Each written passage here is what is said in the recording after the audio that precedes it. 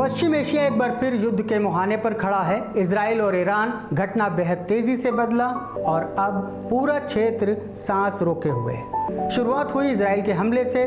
13 जून की सुबह इजराइल ने एक बड़ा सैन्य अभियान चलाया जिसका नाम था ऑपरेशन राइजिंग लाइन।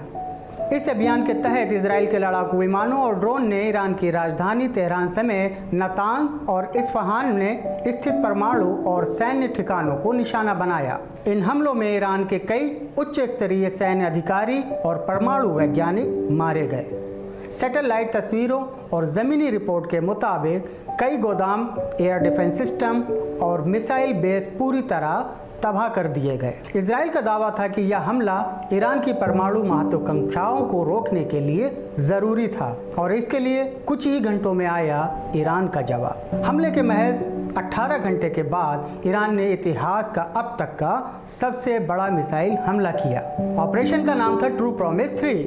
करीब 200 से ज्यादा बैलिस्टिक मिसाइलें और दर्जनों सुसज्जित ड्रोन इजराइल की तरफ दागे गए। तेल अवीव, यरूशलेम और इजराइल के सैन्य बेसों को निशाना बनाया गया।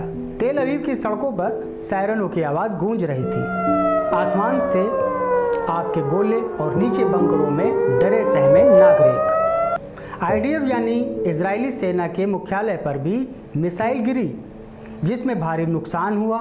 इजराइल की आयरन डोम रक्षा प्रणाली ने कई मिसाइलों को हवा में नष्ट किया, लेकिन बाकी मिसाइलें अपने लक्ष्य तक पहुंची। इजराइल मीडिया के अनुसार इस हमले में 9 नागरिकों की मौत हुई और दर्जनों घायल हुए।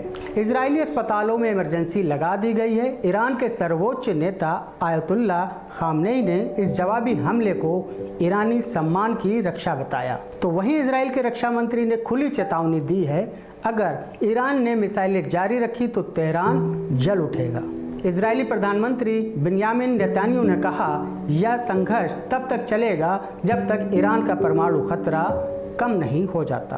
अब सवाल यह है, क्या यह केवल जवाबी हमला था या एक बड़े युद्ध की शुरुआत? संयुक्त राष्ट्र, अमेरिका और यूरोप ने तुरंत शांति की अपील की है, लेकिन दोनों देशों की सेनाएं अब युद्ध की मुद्रा में हैं। क्षेत्रीय देशों ने अपनी सीमाएं सील कर दी हैं, एयर स्पेस खाली कराया जा रहा है और दुनिया एक और बड़ी जंग की आहट महसूस कर रही है। आगे क्या होगा आने वाला वक्त बताएगा।